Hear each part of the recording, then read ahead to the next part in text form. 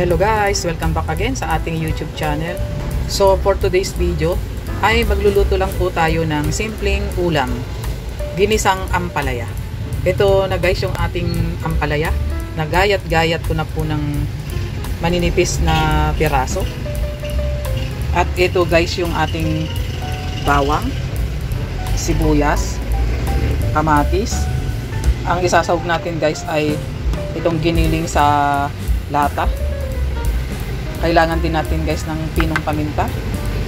Maglalagay lang tayo guys ng konting Knorr liquid seasoning, pampabango at pampalasa na rin sa ating ginisang ampalaya, at toyo. At ito naman guys yung katerno ng ating ginisang ampalaya.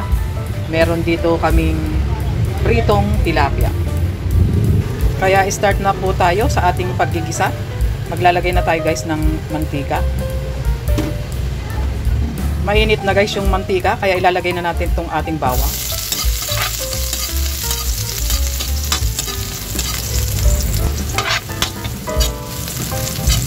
Isunod na rin natin guys ang ating sibuyas.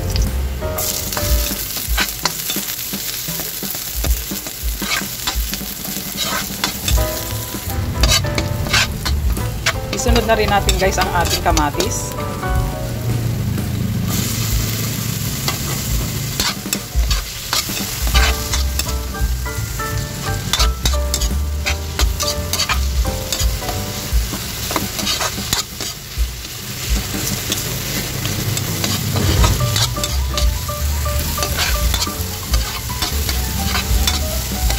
Isunod na rin natin guys yung ating giniling sa lata.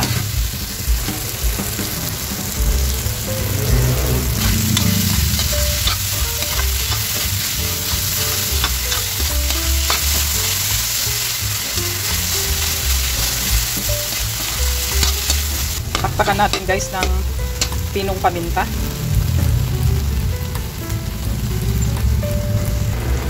Knorr liquid seasoning.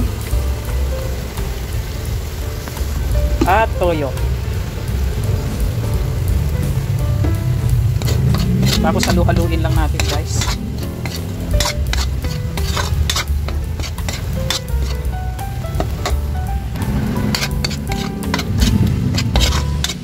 Maglalagay lang tayo guys isang tasang tubig. At ito ay antayin lang natin siyang kumulo guys bago natin ilagay yung ating ampalaya. Ayan guys, kulong-kulo na. Kaya ilalagay na natin yung ating ampalaya. Ito palang ampalaya guys ay binabad natin siya sa tubig na may asin kanina. Ayan guys, wag muna natin siyang tatakpan at wag muna natin siyang halu-haluin para hindi mapait yung ating ginisang ampalaya. Habang pinapakuluan natin guys yung ating ampalaya, maglalagay lang tayo guys ng kalahating kutsarang brown sugar, pampabalansin ng lasa ng ating niluluto. Parang secret ingredients kumbaga.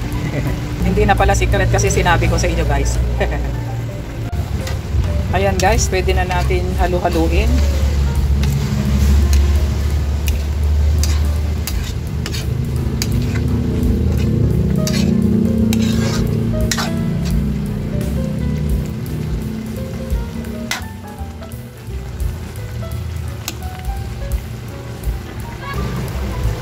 Saglit na lang to guys ay luto na.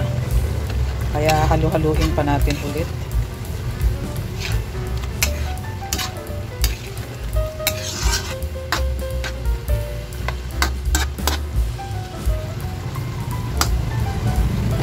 Kaya ayan na nga guys, it's done na ang ating ginisang ampalaya. Kaya thank you for watching and don't forget to subscribe. Bye bye!